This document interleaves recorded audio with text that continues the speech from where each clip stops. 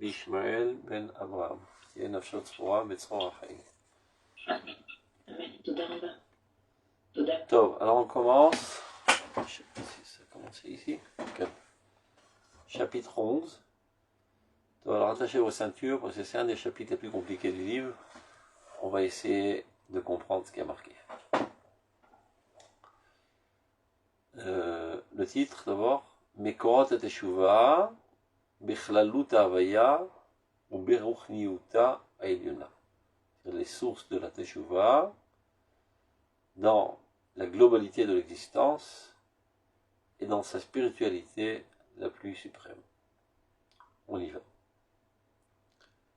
Mitzad Abina, Atshuva Ba. Ça veut dire, la première Tshuva qu'on connaît, c'est la Tshuva qui est fondée sur la Bina. Donc, en hébreu, on a un petit problème à traduire en français ces termes. Il y a Dat, Chochma, Bina. Ce sont des synonymes, mais avec certaines distinctions. Donc, Bina, dit Razal, Tamevin Davar Mitor Davar. C'est ce qu'on pourrait appeler peut-être la déduction, ou la comparaison. Et à tel point que Razal ils disent, c'est la raison pour laquelle c'est l'ordre des brachot, d'abord, Atachon Adam Dat Vebina, Eskel, Vachakach, Ashivenu Vitoratecha, Imen Bina, Torah Minaim. Si on ne sait pas faire la distinction entre le bien et le mal, on ne risque pas de faire Teshuvah.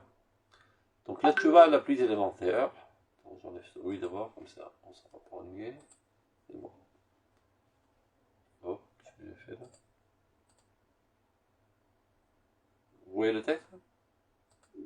C'est bon? Oui. Ah, c'est bon.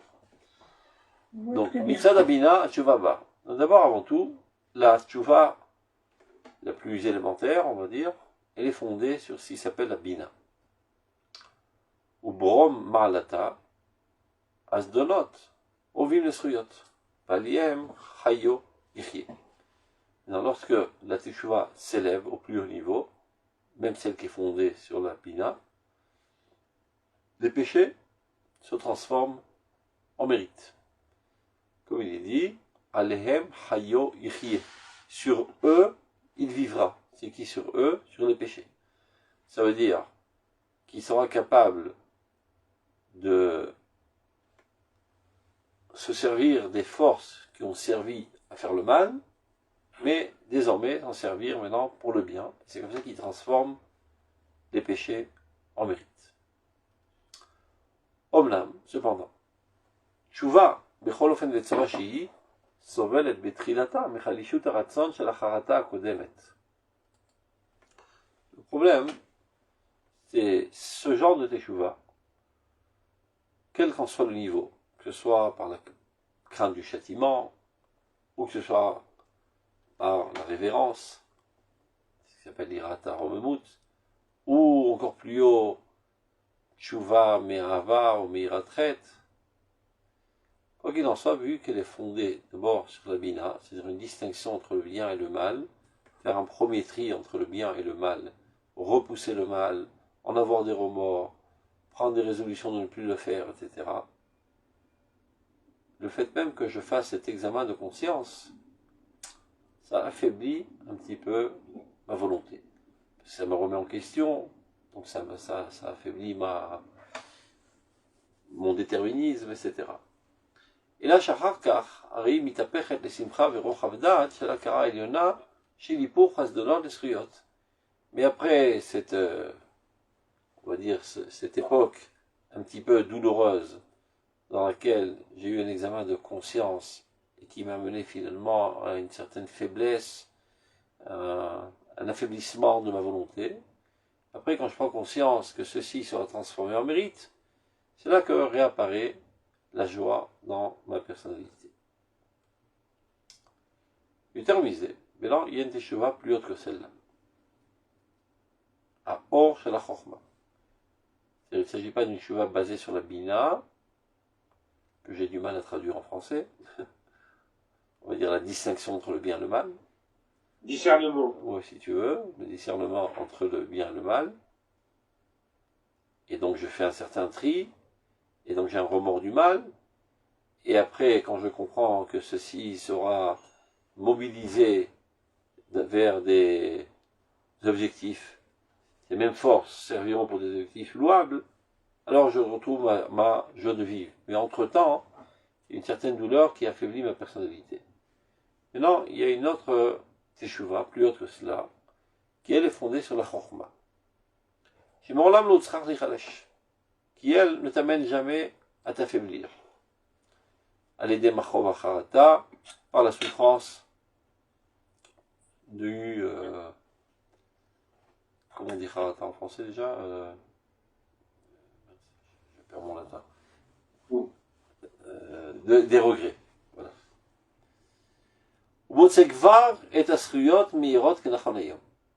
C'est une capacité de voir directement l'aspect positif qu'il y a dans ce comportement négatif que j'ai eu jusqu'à présent. Donc j'ai même pas le temps de regretter ce que je fais, puisque directement je suis capable d'inverser la situation, de convertir, c'est-à-dire de transformer le mal en bien.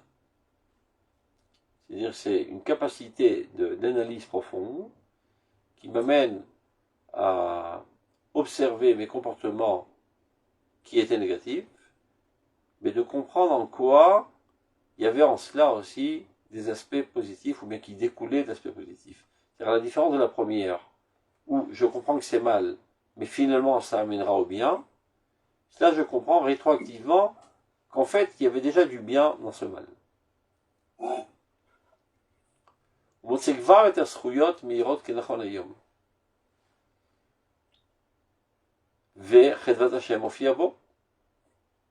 il n'a pas eu besoin du tout de t'affaiblir par des remords. Et directement, l'allégresse divine apparaît en lui, car sans aucune angoisse, sans aucune honte, sans aucune obscurité. Tout a été reblanchi déjà dès que j'analyse mes comportements précédents. Maintenant, il y a un troisième niveau, qui est le plus haut. Les malamisés, yofat or keter. Les lumières de la couronne. Tout ça, comme vous l'avez remarqué, ce sont des termes kabbalistiques. Bina, Chochma, Veketer. Mais le Rav essaie de nous faire comprendre de quoi s'agit-il, et ne pas rester seulement dans la terminologie, mais essaie de comprendre de quoi s'agit-il. À la différence de la Bina et de la Chochma qui se trouve dans le crâne, la couronne, elle se trouve sur le crâne. Donc elle appartient à une dimension, à une catégorie bien plus haute. Et de quoi s'agit-il? Askira aluma, Amikira kol onek ve'eden, kol kadosh ve'tov, akolet akol ve'otzar kodsha. Donc, je traduis tant bien que mal, après il va expliquer. Donc cette teshuva qui est fondée sur le Keter Aklali, le Keter de Klal Israël, elle est fondée sur une capacité de scruter et d'analyser ce qui est caché et qui fait apparaître dans ce monde tout délice, toute sainteté et tout bien, et qui comprend en elle tous les trésors de la sainteté. Il explique. Orazu, cette lumière, c'est-à-dire cette façon de voir les choses. Ena mishtamesh klal be'achanat acharata. Pas besoin même de remords. Chez la tralat et harat abina, tel qu'on l'a vu au tout début de la tshuva qui est fondée sur la bina. Il galait l'aura chez une shum giron v'chosher klal. Et là tu te rends compte que rétroactivement, en fait il n'y a jamais eu de mal. Bien qu'apparemment c'était des comportements négatifs, en fait il n'y avait rien de mal. C'était que du bien, camouflé dans une apparence de mal. Enkankim or kadosh et tiferet elion. Il n'y a là qu'une lumière sainte, une splendeur sublime. Ziv Chaim et Noora Maalia, un rayonnement de vie. C'est les malam abina, c'est bien plus haut que la bina à mefera, qui annule. Donc là, il fait un parallélisme avec les vœux. On sait que pour l'annulation des vœux, il y a deux manières d'annuler. Ça peut être le mari qui annule les vœux de sa femme, ou le chacham qui annule les vœux d'une personne. À la différence, c'est que lorsque le mari annule les vœux de sa femme, c'est à partir de maintenant, le vœu est annulé. Alors que lorsque le chacham annule un vœu, ça annule rétroactivement. C'est la différence entre afara et atara. Afara, Dieu a donné à l'homme cette capacité d'annuler les vœux de sa femme dès à présent jusqu'au futur. Quand tu vas chez le chacham, il te cherche un pétard, c'est-à-dire une issue de secours. Il te dit, est-ce que lorsque tu avais ce vœu, si tu savais que tel et tel en serait la conséquence de ton vœu, est-ce que tu aurais fait ce vœu? Ah non, non, non, j'avais pas pris ça en considération. Ah, tu n'as pas pris ça en considération. Il s'avère rétroactivement que ce vœu n'a jamais été en vigueur. Donc ça annule aussi dans le passé. Et pas seulement de maintenant jusqu'à dans le futur. Donc là, il fait un parallélisme quant à ces deux genres de teshuva.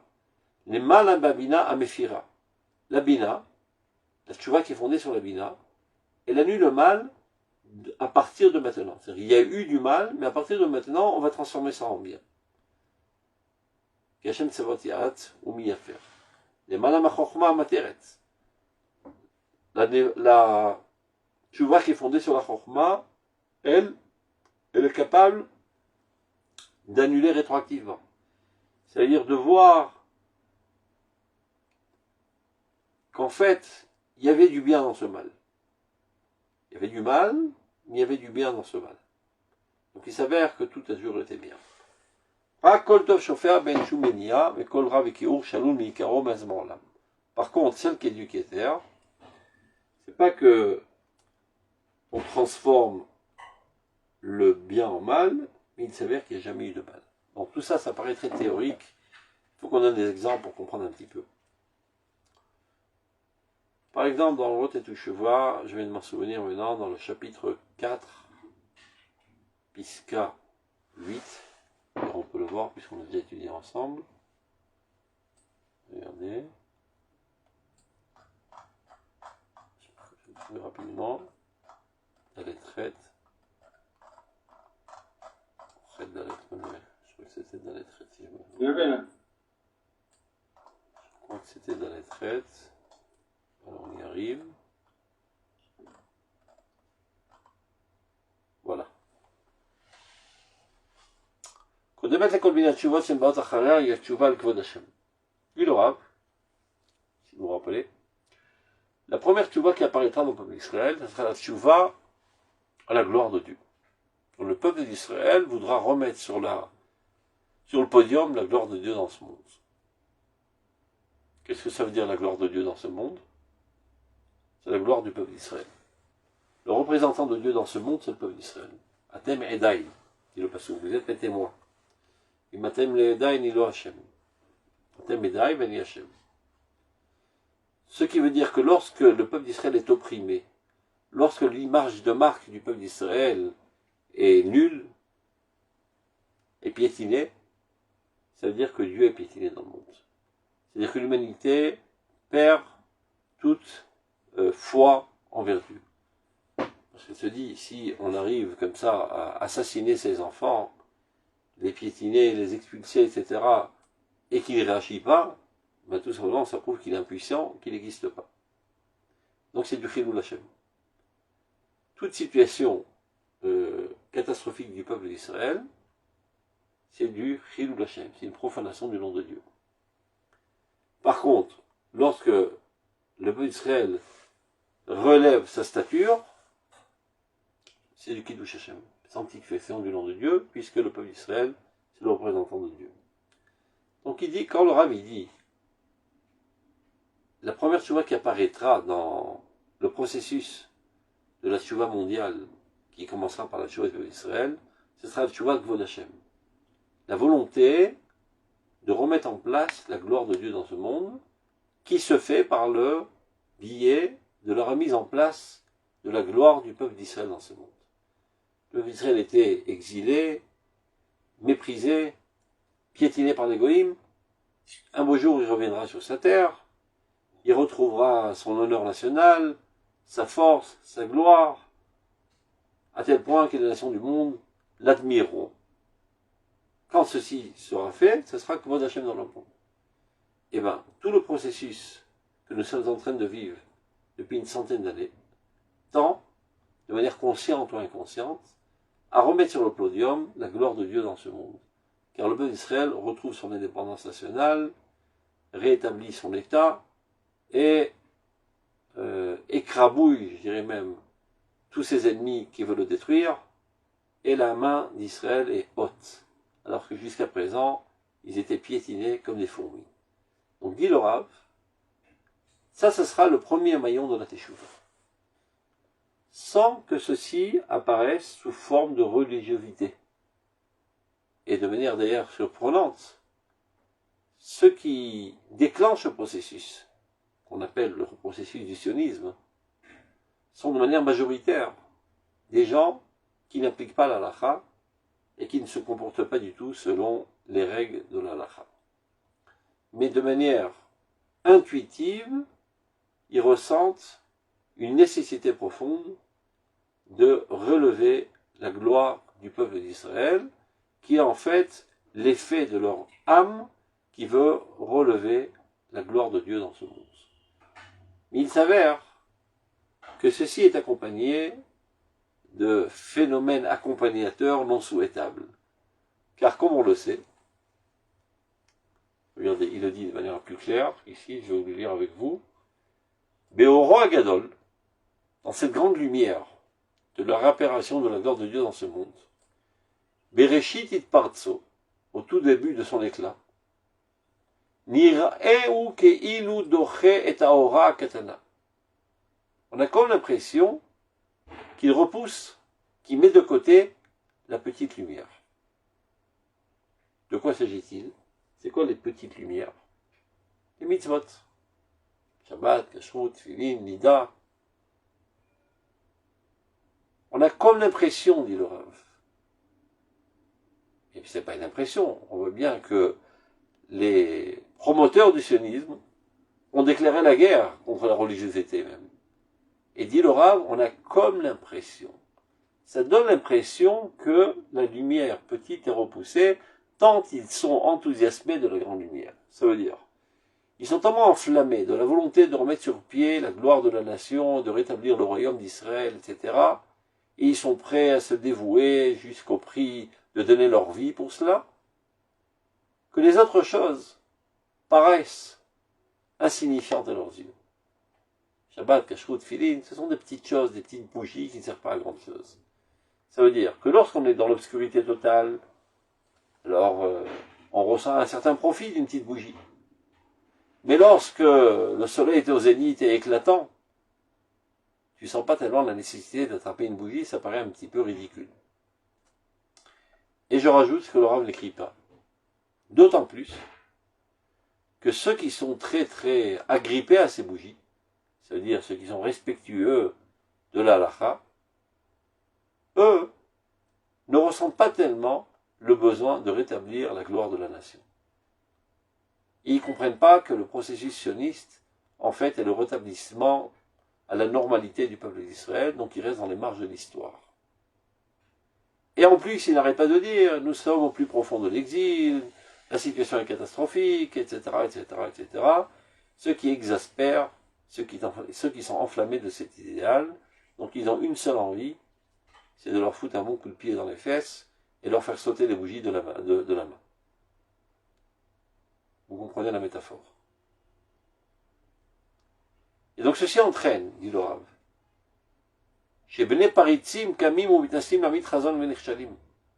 Bnei Paritzim, ce sont ceux qui font des brèches dans la muraille de la religiosité. Mais ce sont les sionistes laïcs. Cette muraille de religiosité qui nous a protégés pendant 2000 ans d'exil, c'était notre enclos qui a préservé les Juifs, et ceux qui sont sortis de cet enclos ont disparu, ont été assimilés. ils prennent leur hache et ils cassent cette muraille. Ça veut dire, ils font la guerre contre tout aspect de religiosité. C'est les Pritzim. Un portsim et tromatadat. Les mitassim, la mitrazom, nirchalim. Et ils s'élèvent, et ils proposent un idéal alternatif. Ils le disent de la manière la plus claire. Jusqu'à présent, judaïsme. Merci judaïsme de nous avoir protégés pendant l'exil. Mais non, plus besoin. Sionisme. Nous sommes sur notre terre, nous avons notre indépendance, nous parlons tous l'hébreu, nous sommes préservés. Ouais, mais c'est une grosse erreur. Avala kishalon, dit le Rav, loba kiim alida orot aktanim shenirou kilunitrou. Ce qu'on a l'impression que c'est un échec, ce n'est que parce que ces petites bougies dont on a l'impression qu'ils ont été repoussés. En fait, ce n'est qu'une impression. À Or Gadol, cette grande lumière, c'est-à-dire cet enflammement intérieur qui mène ces juifs à se dévouer de tout cœur, de toute âme et de tout corps pour établir le peuple sur sa terre, provient de la lumière de la Teshuvah divine. Vopoel alad peulato, il n'arrêtera pas à mi-chemin, il continuera d'œuvrer. Il n'arrêtera pas son travail à mi-chemin jusqu'à qu'il apparaisse aussi bien dans les hautes sphères que dans les basses sphères. Les hautes sphères, c'est le rétablissement de la souveraineté du peuple d'Israël. Les basses sphères pratiques, c'est l'accomplissement minutieux des mitzvot. Et comme il est dit, Gedor Pirtzi Beven Parti. Ça veut dire, viens fermer la brèche qui a été faite par ceux qui ont fait eux-mêmes la brèche. Donc, qu'est-ce que ça veut dire tout ça? Umechedek lekot shosham, c'est pris des sichot de Ashkenazim, et parmi les épines, vient donc cueillir la rose. C'est-à-dire que ça avait l'air d'être tout épineux, mais en fait c'est en train de faire pousser une rose. Qu'est-ce que tout ça veut bien dire? Je vais résumer de manière plus claire. On expliquait à plusieurs reprises que la Teshuvah, ce n'est pas une démarche humaine.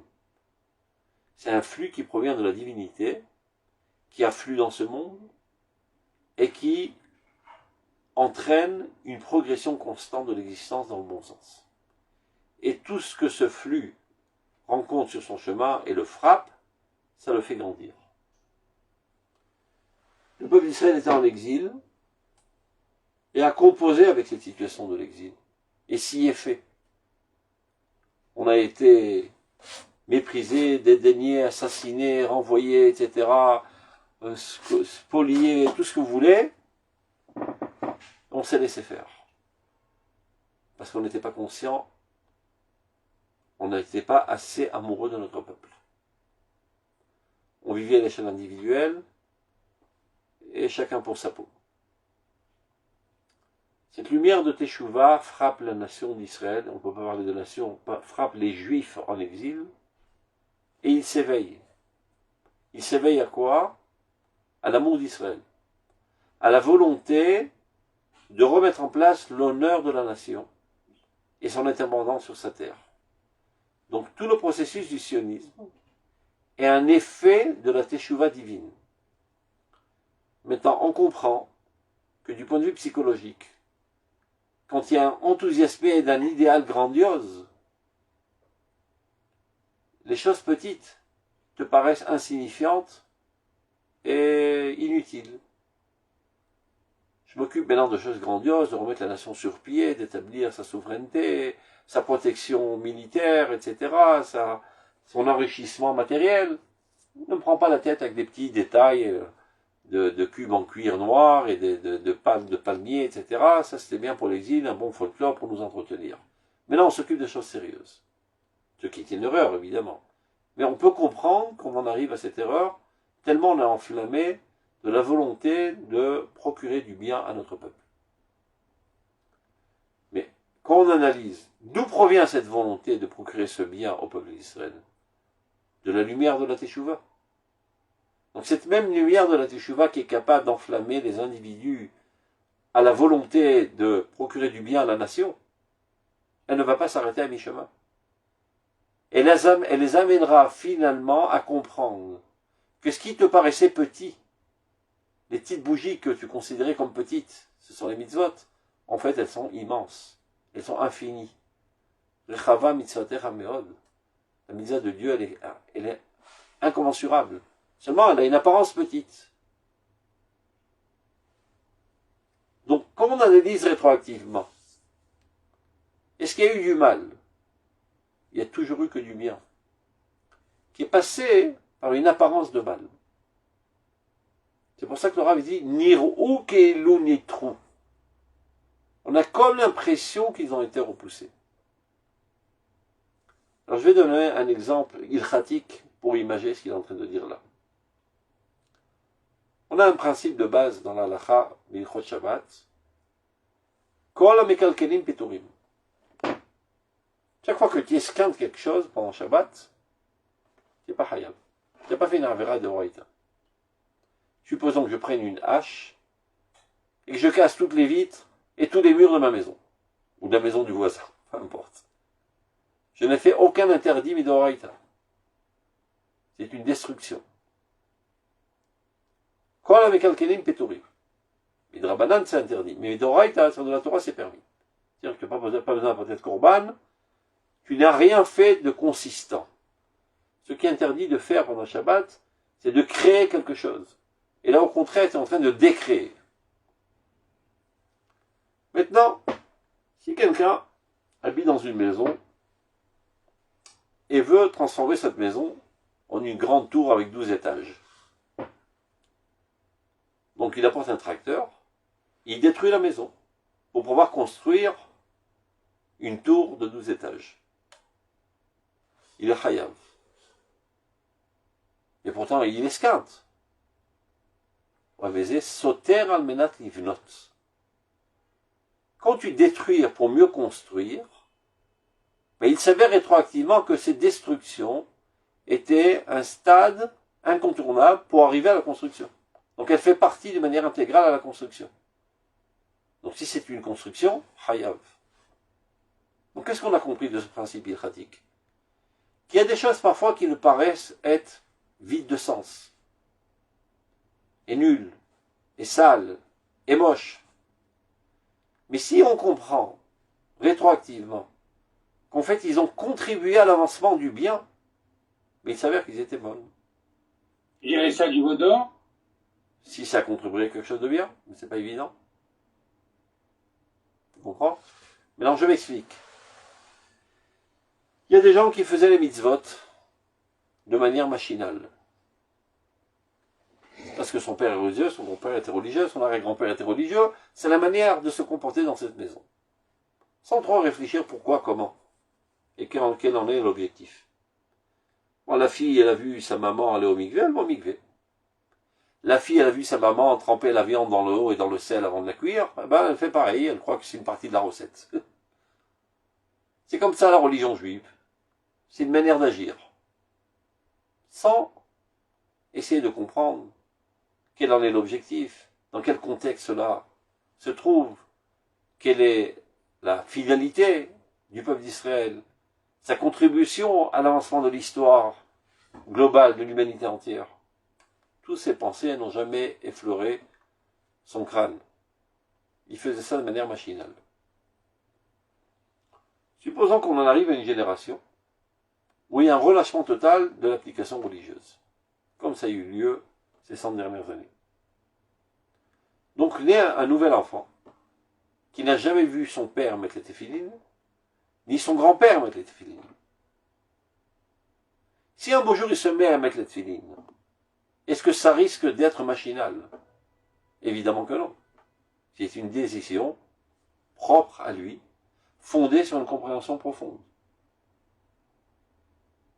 Donc, est-ce que le fait qu'il y a eu un arrêt de mise de téphilines, finalement, a fait avancer les choses ou fait rétrograder les choses? Évidemment que ça fait avancer les choses. Parce que si jusqu'à présent c'était un folklore machinal, maintenant ça devient une véritable avodat Hashem. Donc il s'avère que ces deux générations de destruction, entre guillemets, n'étaient pas une destruction, mais une construction. Donc pas besoin d'avoir de remords. Quel remords? Il y a eu du bien. C'est comme si quelqu'un pleure parce que le tracteur est en train de détruire la maison, alors qu'en fait il va construire une tour de 12 étages. Là, on peut comprendre qu'il a une certaine nostalgie, etc. Mais il n'y a pas de mal. C'est du bien qui est en train de se faire. C'est vrai que ça paraît de manière inattendue, surprenante, exaspérante, et tout ce que vous voulez. Mais quand tu observes la lignée de l'histoire, il s'avère que ce segment qui paraissait totalement moche a contribué à un grand avancement dans l'histoire dans le bon sens. Vezet Tshuvat HaKeter. C'est de ça que parle Rav quand il parle de Tshuvat HaKeter. Le sionisme, c'est Tshuvat HaKeter. C'est la Tshuva la plus grande. Bien qu'elle passe par des cheminements bizarres, moches et sales.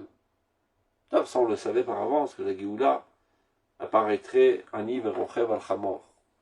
Le Messie arrive chevauchant un âne. Qu'est-ce qu'il y a de particulier à l'âne? C'est que c'est un animal impur. Nous avons un principe de base dans le judaïsme, que la sainteté ne peut pas reposer sur des bases impures, contrairement à la Vodazara, au christianisme.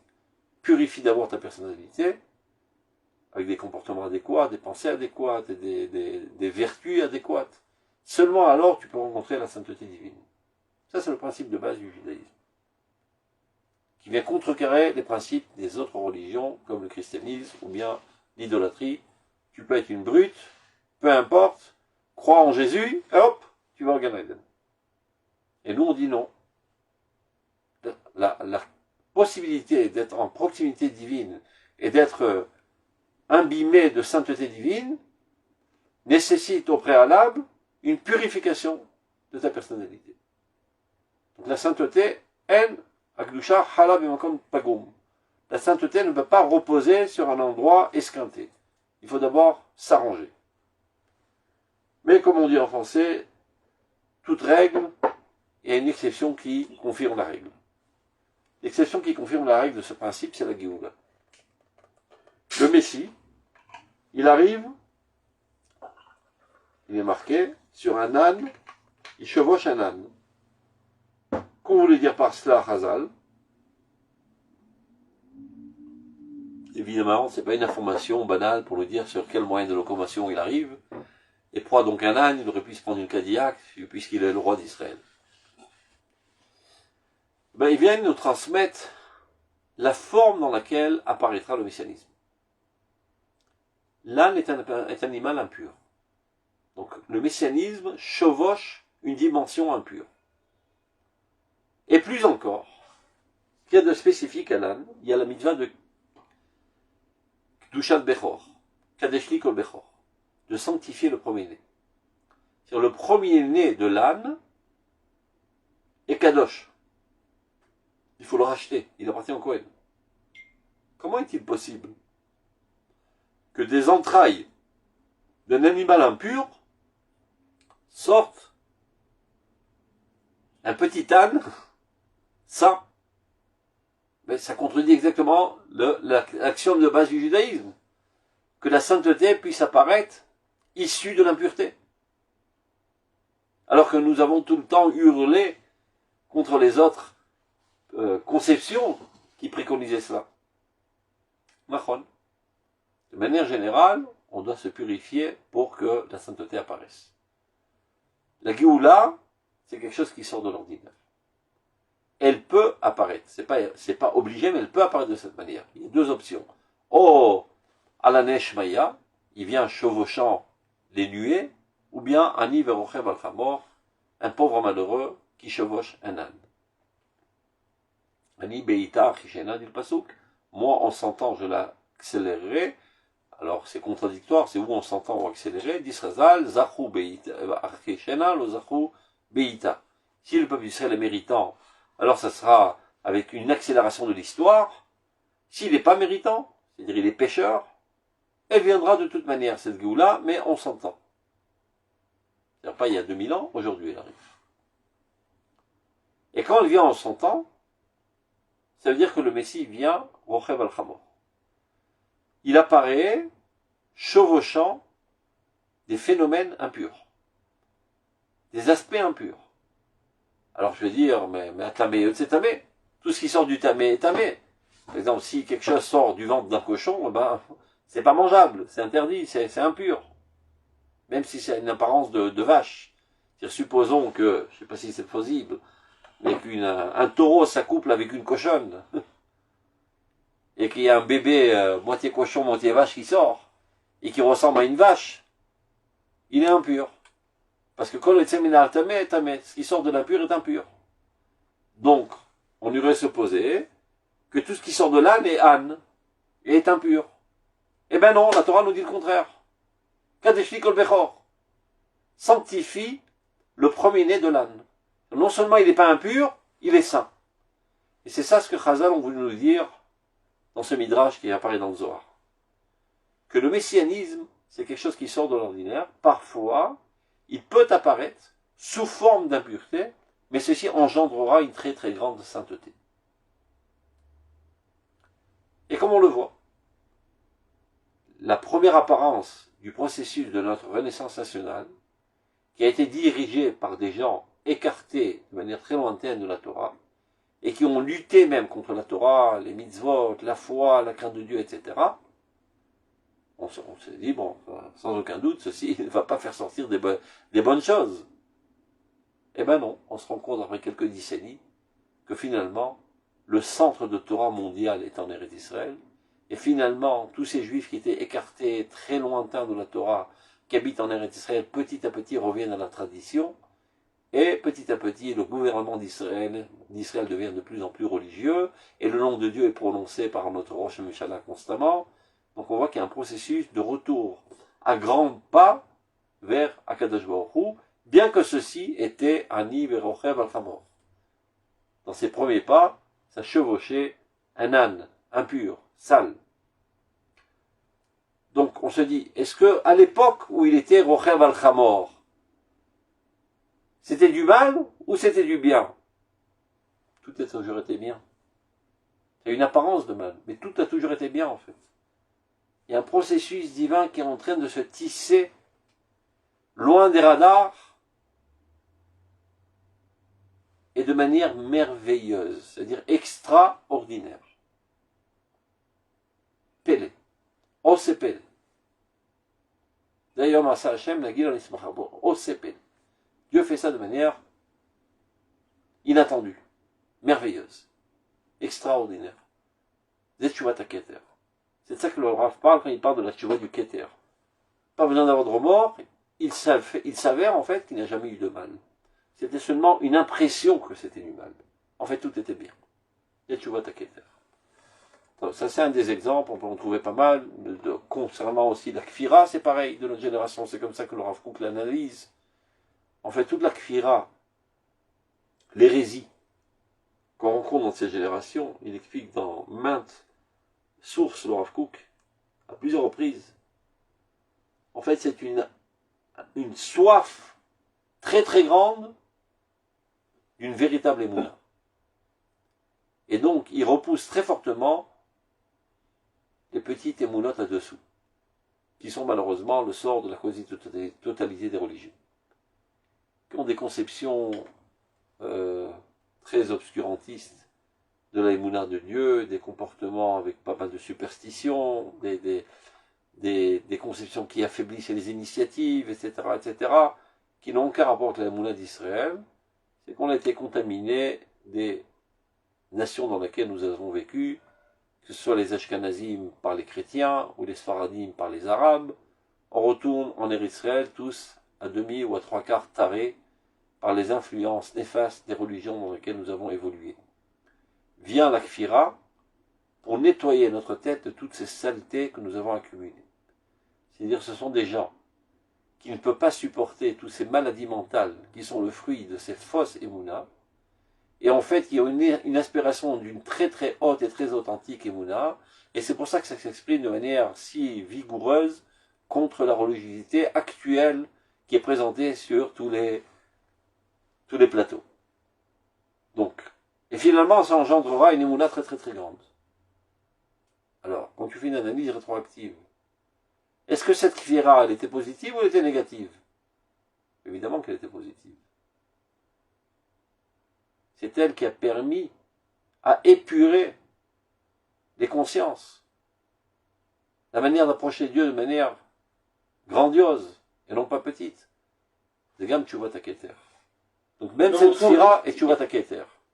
Quelle ligne on est là, s'il te plaît? Non, là j'étais retourné en arrière, maintenant je reviens à notre pisca. Oh. C'est juste pour imaginer ce qui parle de tu vois ta keter. Je suis retourné au chapitre 4. Non, on retourne au chapitre 11. Donc, vous avez déjà dit par avance que c'était un chapitre compliqué, mais bon, Hachem, on le comprend petit à petit. Voilà, on retourne au chapitre 11. Et crainte, à partir du chapitre 12, on réatterrit sur Terre, ça sera plus facile. Sauf. Donc les malamabina, mefira, mechoulé, des Shubat HaKeter. On l'a compris. Piscabet. Qui n'est pas moins compliqué, mais on va essayer de s'en sortir. C'est ça le problème de tous les livres du Rav Kook. De manière générale, on écrit des livres en fonction de la, on va dire, du niveau.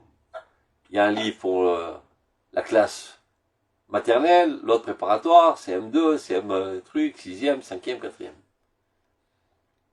En fonction de la difficulté, de la profondeur du livre. Les livres du Rav Kook ont été édités en fonction des thèmes. Ce qui fait que dans le même livre, il peut y avoir des paragraphes très accessibles et très faciles, et d'autres très très très profonds qui te font envoler vers la stratosphère. Et il faut savoir saisir, ne pas perdre la ligne de pensée. Bête. Ruach HaKodesh HaKlali.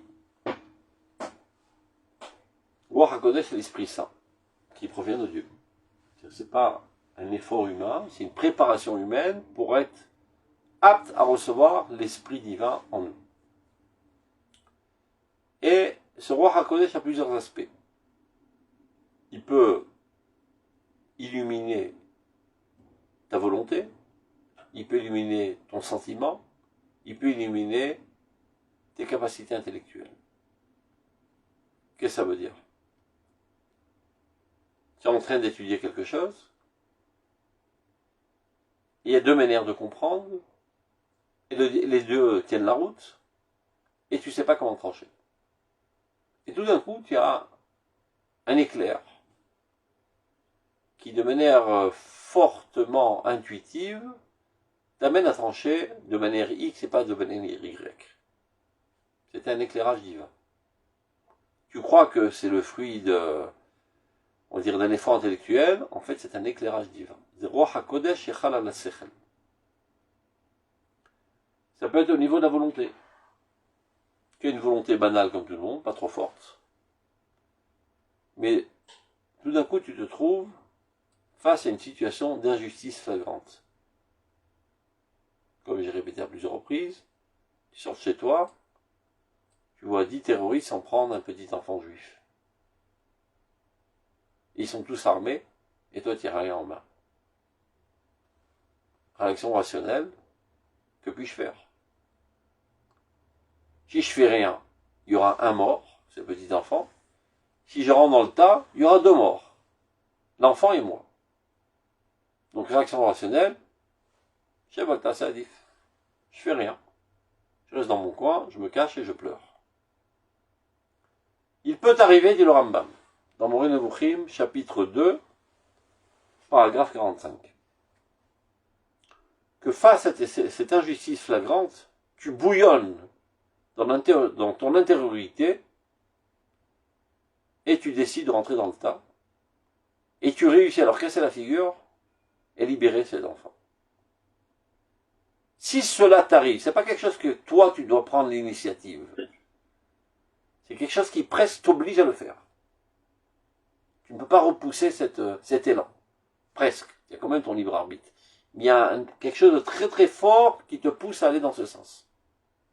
Si cela t'arrive, dit le Rambam, sache que c'était Ruach Hashem. C'est l'esprit divin qui a reposé sur toi, non pas au niveau intellectuel, mais au niveau de ta volonté, qui a transformé ta volonté, qui est une volonté banale, normale, en une volonté de faire. Ça peut être aussi au niveau du sentiment, un sentiment très très fort qui suscite en toi des larmes face à, je sais pas, quelque chose de très émouvant et empli de morale. Certaines personnes, dans la même situation, restent totalement apathiques, et toi tu éclates en sanglots face à cet événement qui est empli de bonté de cœur, par exemple. Zéro HaKodesh Baregesh. Donc ce roi HaKodesh. Je me demande, pardon, Rosenzweig, tu sais, le philosophe Que c'est dit juif allemand. Rosenzweig, Oui, le philosophe juif allemand. oui. Rosenzweig. Au moment d'une nuit, là, au moment de se convertir au christianisme, il est passé dans une rue où il célébrait, les juifs célébraient Kippour, il y avait une synagogue, il a entendu les chants, il est rentré dedans et il est entré dans le judaïsme. Ben, tu vois, ça arrive. Roi Hashem. Il y a certains moments dans la vie, c'est comme ça. Ça s'appelle Itorut Adelela, un éveil du haut. Ça ne veut pas dire que tu es obligé de le faire, Dieu te tend la perche. Est-ce que tu saisis l'opportunité ou non? Ça dépend de toi. De même, c'est ce qui arrive à tous nos soldats aujourd'hui sur le champ de bataille. Il y a des situations très très complexes qui mettent en danger toute la nation. Et le soldat pourrait décider de se mettre à l'écart, dans les marges, attendre que le cauchemar passe, ou bien décider de rentrer dans la gueule du loup et de combattre de toutes ses forces et d'inverser la situation. Ça, c'est une réaction rationnelle de décision. Mais parfois, il ressent quelque chose de très très très très fort, presque impossible à combattre, qui le pousse à le faire. Des rois Hachem. Et s'il accepte, tant mieux pour lui. Il s'est élevé d'un bonhomme banal à quelqu'un de saint. Il s'est élevé au niveau de la Gdusha. Pas pour autant, ce bonhomme, le lendemain, va mettre cette filine et être Shomer Shabbat. C'est un éclair. Après, ça dépend de lui. Est-ce qu'il va se souvenir de cet éclair et essayer à partir de maintenant d'éclairer ses chemins, ses comportements et ses vertus ou non? Ça dépend de lui. Mais il a eu le mérite de s'élever au moins une seconde à cette sphère de sainteté. Et ceci est en lui maintenant. C'est-à-dire qu'il appartient à une autre catégorie. Bien que ça ne se voie pas. Il revient à la maison, il est comme tout le monde. Il paraît être un homme banal, etc. Rien ne se voit sur son visage. Quand est-ce que ça risque de se revoir à nouveau dans une situation semblable? Ça veut dire, ce même bonhomme-là qui était sur le front, qui était prêt à donner sa vie pour sauver Israël, et finalement il en est sorti sain et sauf.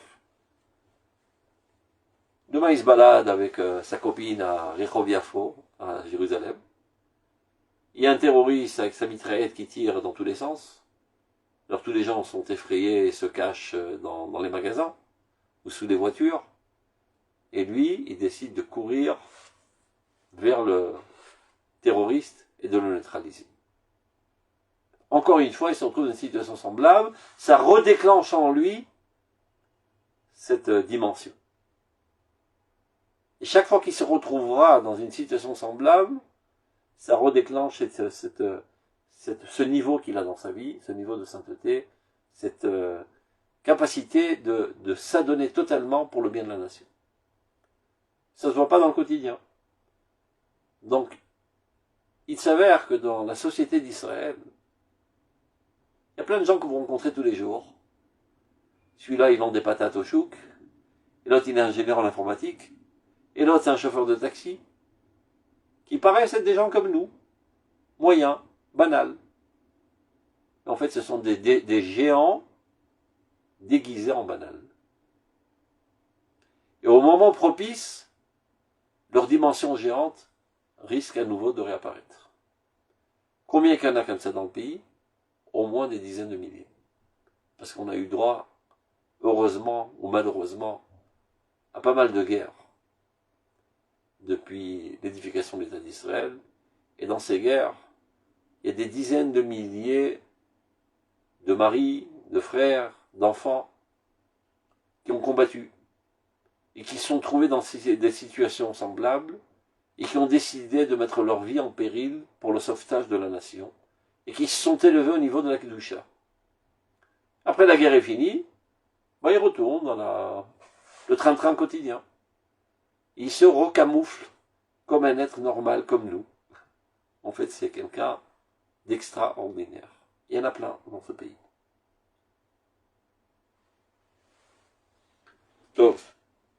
Donc ça, c'est un des aspects du roi HaKodesh, qui apparaît sous forme de courage extraordinaire.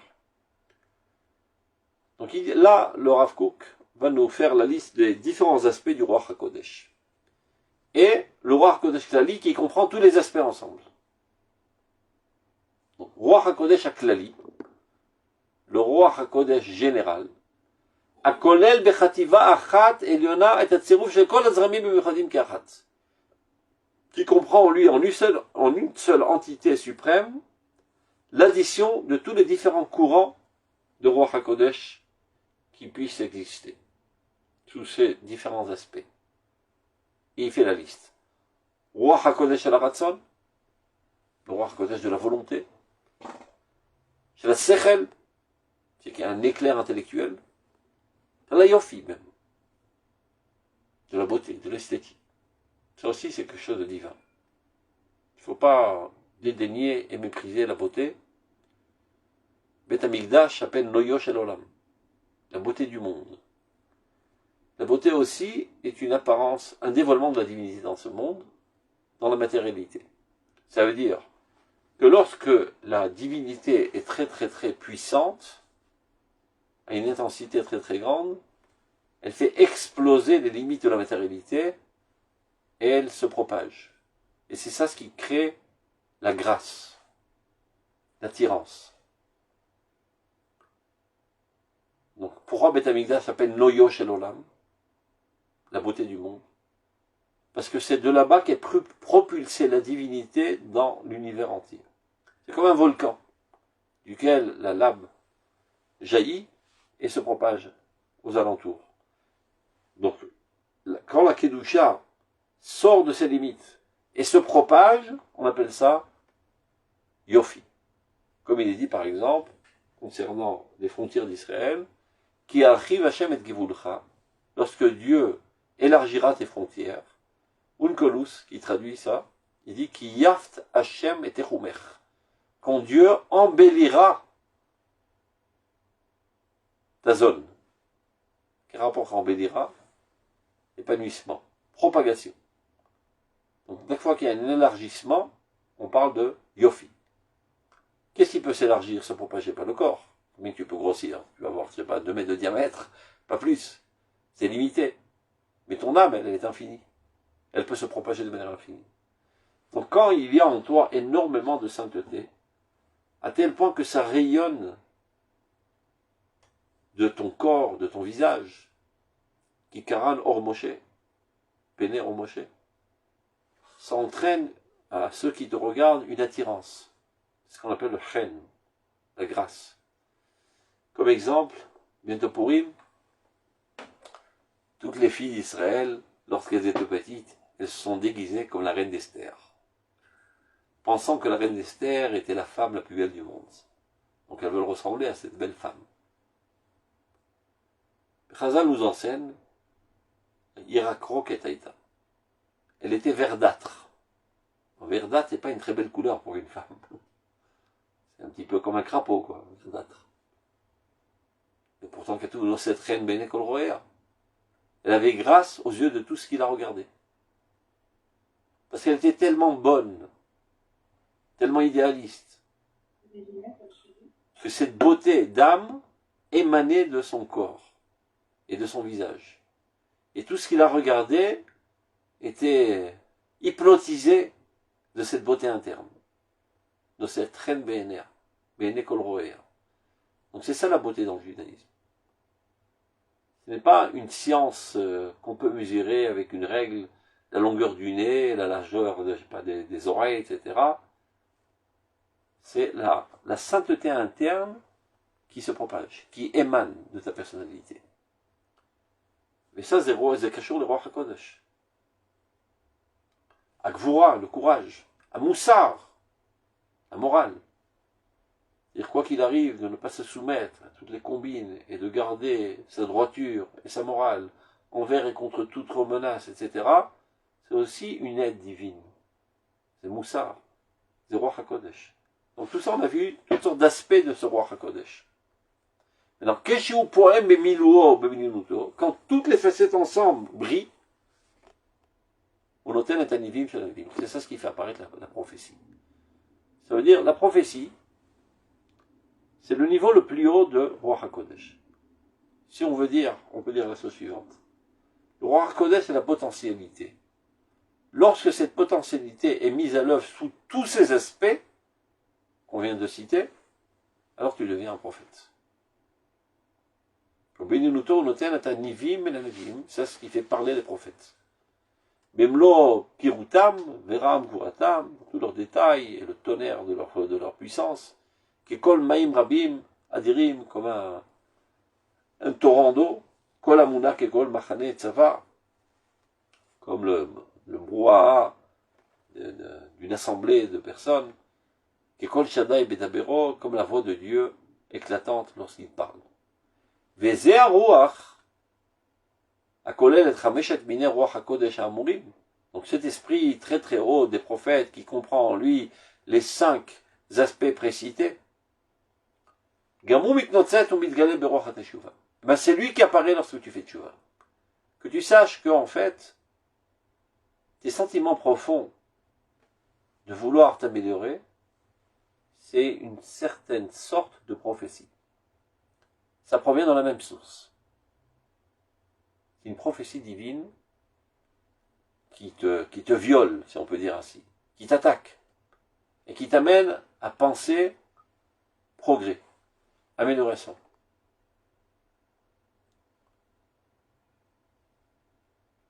On reprend. Zéharouach, cet esprit qu'on vient de citer, à Kolet Chameshet Mine Ruach Kodesh, qui comprend les 5 aspects du Ruach HaKodesh à Hamurim qu'on a cité précédemment. Gam ou mitnotzet, lui aussi scintille et apparaît Beruach HaTeshuva. Dans cet esprit de Teshuva, ce flux divin de Teshuva, Ashoret Amid Cholev Achafes La'alot Mitoch Hamorad Shel Chatat Adam et Kishnuno, qui réside toujours dans tout cœur qui désire s'élever de sa situation basse, de la faute et de tous ses échecs. Quelqu'un qui se trouve au plus bas de l'échelle, qui a chuté, qui s'est sali, etc., et ressent un regret profond, un languissement profond du bien, une volonté de faire, de se rapprocher à nouveau de Dieu. D'où provient ce sentiment profond, cette volonté profonde? Ruach Hashem. Ruach Nevoah. C'est comme si tu étais en train de prophétiser quand tu sens ça, et que tu prends une nouvelle résolution de retourner dans les bras de Dieu.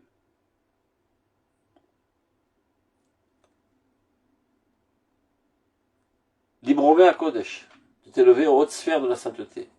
Les vaker bechal Hashem, afin de pouvoir à nouveau te promener en visite dans le palais de Dieu. Comme il dit le Rambam, etmon laezeh meshukat umetuav, achar shav ahuv melechmad lamakom. Jusqu'à hier, ce bonhomme était abominable, détestable par ses comportements.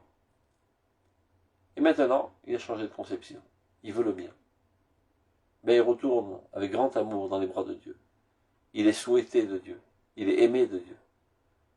Donc pas besoin de te fondre en désespoir parce que dans ton passé, tu as fait toutes sortes de choses sales et abominables, etc., etc. À partir du moment où tu as fait tchouva, tu es tout propre. Tu es kalab et amchopata. Tu es toute pure. Tu reviens dans les bras de Dieu, et Dieu a une joie intense.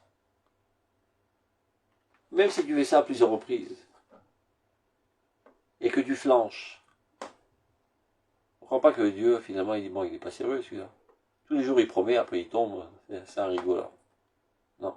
Hachem l'autre Dieu ne se moque pas de toi.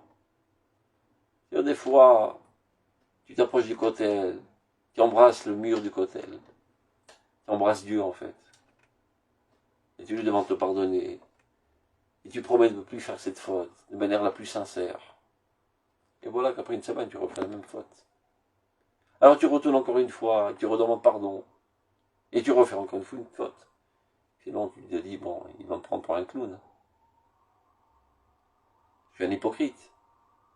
Ça marche pas. Eh ben non. Dieu ne te prend pas pour un clown. Il nous prend très au sérieux. Il reçoit ta tchouva à chaque fois. Il sait que les choses prennent du temps. C'est comme un enfant qui apprend à marcher. Il marche quelque part, il trébuche et il tombe. Il remarche quelque part, il trébuche et il tombe. Et c'est pas pour ça qu'il en arrive à la conclusion de dire, toi si c'est comme ça, je suis pas fait pour marcher, je ramperai toute ma vie sur mes fesses.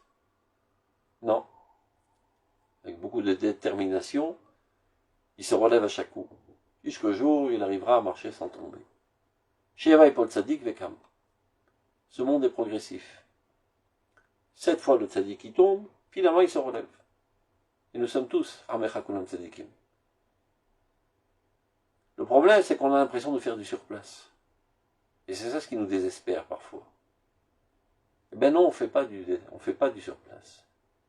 On progresse. Bien qu'il y ait des crises et des chutes, on est dans un processus de progression. Seulement, ça prend du temps. Parce qu'on était tellement liés à la faute, par une corde avec des milliers de filaments. Chaque fois qu'on a un remords sincère, c'est comme si on prenait un petit canif japonais, japani, et qu'on coupe un filament. Donc ça nous déconnecte un petit peu de la faute. Mais comme j'ai pas coupé tous les filaments, je suis encore un petit peu lié à la faute. C'est pour ça que je refaute à nouveau. Le jour où je couperai le dernier filament, je serai libéré de cet asservissement à la faute. Donc, ne pas désespérer si, après une teshuva sincère, on rechute. Ça arrive. Alors évidemment, lorsqu'on décide, on doit avoir une décision ferme de faire, qu'on ne fera jamais la faute, etc., etc. Il n'y a pas de dire, Tov, je fais une demi-décision, mais je programme de toute manière de faire la faute plus tard. Omer echeta vashuv, en masfikim biado lashuv, marqué dans le Gemara. Celui qui dit, non, je fais la faute, après je demanderai pardon, je demande pardon, après j'en fais la faute. Si d'emblée tu programmes de cette manière, c'est de la rigolade. C'est pas une vraie tchouva. Mais si de manière sincère et ferme, tu décides de faire tes tchouva, et qu'après cela, bien que tu aies fait tchouva, tu rechutes, c'est pas pour autant que tu vas te dire, il s'avère rétroactivement que j'ai pas fait une vraie tchouva. Non, tu as fait une vraie teshuva. Et tu as commencé à te déconnecter de la faute. Continue sur ta lancée. De plus belle, arrivera un jour où tu couperas le dernier filament et tu te libéreras totalement de cet asservissement à la faute. Faltou, Shabbat Shalom, portez-vous bien. תודה רבה, בן שושן, שבת שלום. Shabbat Shalom. merci beaucoup. תודה רבה רבה, שבת שלום. Merci. תודה.